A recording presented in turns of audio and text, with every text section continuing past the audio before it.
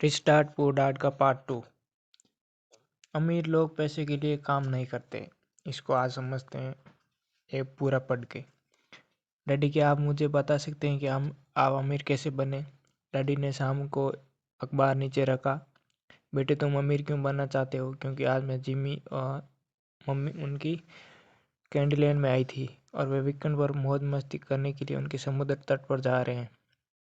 वह अपने तीनों दोस्तों को साथ ले गया, लेकिन मयंक और मुझे नहीं लेके गया। उन्होंने हमसे कहा कि इसलिए आमंत्रित नहीं किया क्योंकि हम गरीब हैं। ऐसा ही होगा, मैंने हाथ से मैं जवाब दिया।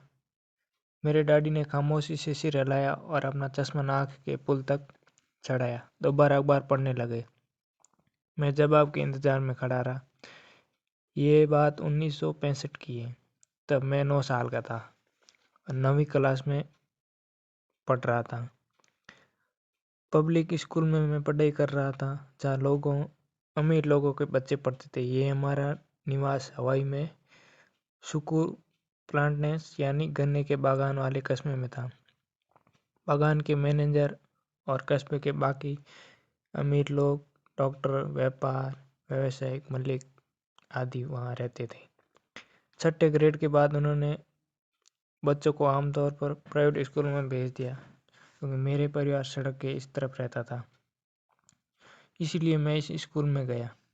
अगर मैं सड़क की दूसरी तरफ रहता तो मैं एक अलग स्कूल में जाता, जहाँ मेरे जैसे परिवारों के बच्चे पढ़ते थे। छठी ग्रेड के बाद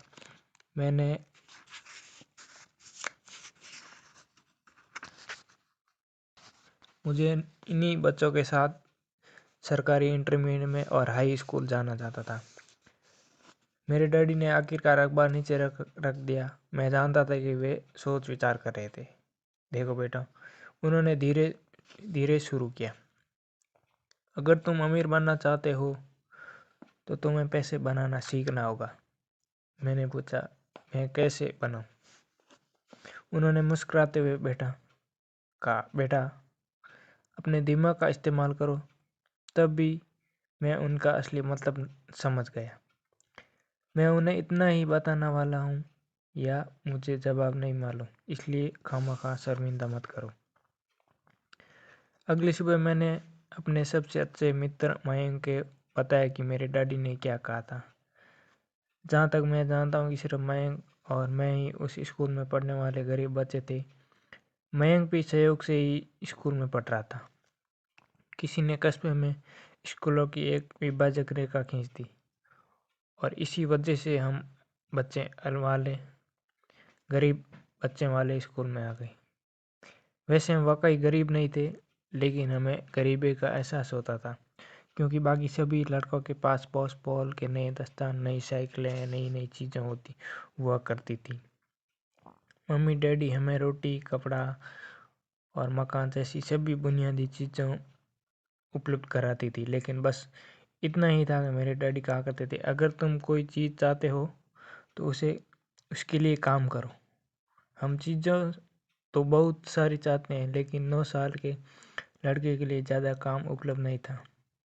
महक ने पूछा, तो ऐसे पैसे बनाने के लिए हम क्या करें? पिताजी ने जवाब दिया। मैंने कहा, लेकिन क्या तुम मेरे साझेदार बनोगे? वे मान गए और शनिवार की उस सुबह माइक मेरा पहला कारोबारी साझेदार बन गया। हम सुबह से लेकर दोपहर तक सोचते रहे कि पैसे कैसे बनाए जाए। कभी कभार हम उन अमीर बच्चों के बारे में करने लगते थे जो जिमी के समुद्र तट वाले घर पर मौज मस्ती कर रहे थे।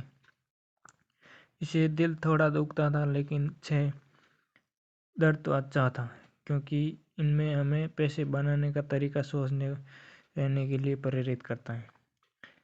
आखिरकार दोपहर को अचानक हमारे दिमाग में बिजली दौड़ी। ये एक ऐसा विचार था जो मयंक को विज्ञान की एक पुस्तक में मिला था, जिसे उसने पढ़ा था। रोमांचित होकर हमने हाथ मिलाया और हमारी साझेदारी में एक कारोबार बढ़ाए।